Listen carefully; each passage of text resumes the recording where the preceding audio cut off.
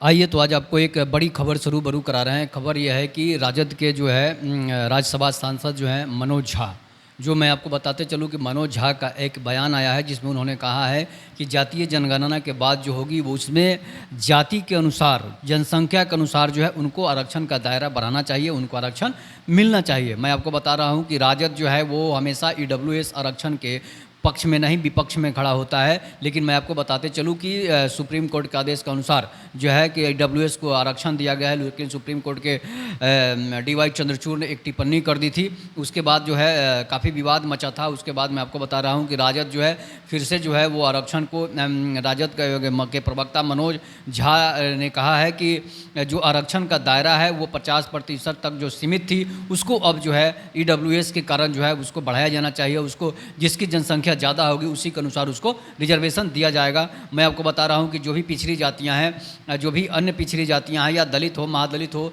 सबको आरक्षण जो है वो दायरे से अधिक मिल चुका है। लेकिन जो है मनोज झा का कहना है कि अब जिसकी जनसंख्या ज़्यादा होगी उसी के अनुसार जो है आरक्षण का दायरा बढ़ाया जाना चाहिए।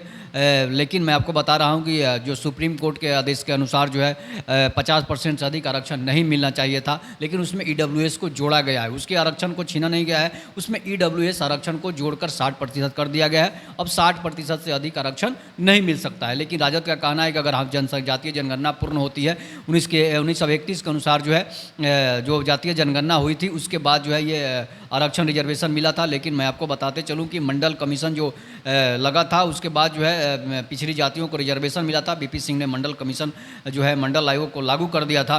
उसके बाद जो है पिछड़ी जातियों को रिजर्वेशन का लाभ मिल रहा है। उसके बाद जो है अब ईडब्ल्यूएस को लाभ मिल रहा है। तो ईडब्ल्यूएस के लाभ से जो है जिन पार्टियों को जलन है उससे स्वर्ण वोट जो है खिसक सकता है, स्वर्ण वोट जो है उनको नहीं मिल सकता है। इसलिए कि स्वर्ण जातियों में बहुत सारे ऐसे जाति है जो स्वर्ण में आते हैं। स्वर्ण में 4 जाति नहीं है, राजपूत, भूमिहार, लाला, ब्राह्मण नहीं है। उसके बाद जो है कहीं कहीं गुर्जर भी आते हैं जनरल में, कहीं कहीं बनिया भी जनरल में आते हैं, कहीं कहीं पटेल भी जनरल में आते हैं, कहीं कहीं जाट भी जनरल में आते हैं। मुस्लिम समुदाय से भी बहुत सारे लोग हैं जो जनरल कैटेगरी में आते हैं। उसके बावजूद भी है सरकार जो है ईडब्ल्यूएस आरक्षण को ख़त्म करने की फिराक में लगी है। जो पार्टियां जो है ईडब्ल्यूएस को भी ख़त्म करना चाहते हैं उन पार्टियों से आपको सावधान रहने की ज़रूरत है। ऐसे लोग जो है देश में बंटवारे की राजनीति करते हैं। जब सुप्रीम कोर्ट ने आरक्षण लागू कर दिया है, ईडब्ल्यूएस दे दिया है, तो उसको फिर ख़त्म करने की बात नहीं होनी चाहिए। हाँ, आप आरक्षण का दायरा बढ़ा सकते हैं। अगर मनोज झा का भी यही कहना है कि अब जो है ईडब्ल्यूएस को ख़त्म नहीं करना है, उसको जो जिसकी जनसंख्या ज़्यादा होगी उसी के अनुसार जो है उनको फिर से और आरक्षण का दायरा बढ़ाया जा सके।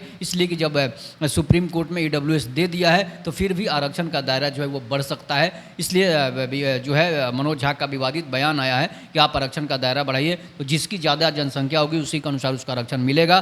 तो अगर मान लीजिए कि स्वर्णों की जनसंख्या ज़्यादा होगी, राजपूत, ब्राह्मण, भूमिहार की जनसंख्या ज़्यादा होगी, उसको भी आप एक कैटेगरी में रख लीजिए। उसको भी जनसंख्या अगर ज़्यादा हुई तो उसकी भी रिजर्वेशन ज़्यादा मिलनी चाहिए। इससे कुछ नहीं होने वाला है, ईडब्ल्यूएस से कुछ नहीं होने वाला है। इसलिए अगर आप सभी जातियों की रिजर्वेशन बढ़ाने की बात करते हैं तो जिस जाति की जनसंख्या ज़्यादा होगी उसको रिजर्वेशन आपको देना होगा। अगर स्वर्णों की संख्या ज़्यादा हो गई तो स्वर्णों को देना होगा। अगर पिछड़ों और दलितों की संख्या ज़्यादा हो गई तो उसके अनुसार जो है एक जाति को ज़्यादा फायदा हो सकता है।